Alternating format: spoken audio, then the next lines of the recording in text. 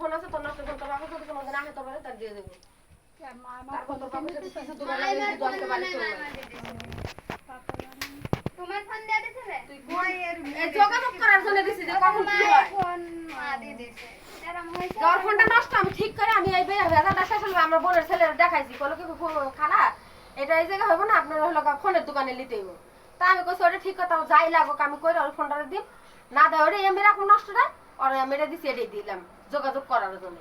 তো সারাদিন বাড়িতে থাকে না ও এমন যোগাযোগ কথা বরফ দেওয়া ই দেওয়া শ্বাস দিয়া ও এই ওষুধ এনে খাইয়া তারপর সিদ্ধান্ত নিছে এইটাই যে আমার জমের দোয়া তারাইছে আমি জানতাম না আমি দিয়া যাও ওই বাড়ি গেলে সকল জানো আর তুই দিতে পারাই খাইতো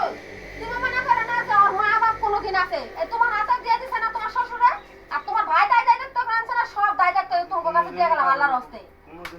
তুমি বলো শ্বশুর শাশুড়ি পরিচয় দিবা না শ্বশুর বাড়ি জীবনে জিন্দেগি নিতে পারা দিবা না ঘৃণা না বলো তুমি তাহলে আমার ভাইও ঘৃণা না ওই দুইজন আইতে দিয়ে গেলাম আল্লাহর হস্তে দিয়ে গেলাম সারা জীবন নিজের পায়ে খারাপ হয়েছে হ্যাঁ কারোর হিসাব আমি করি আমি যে রেকর্ড করে রেখে দিলাম।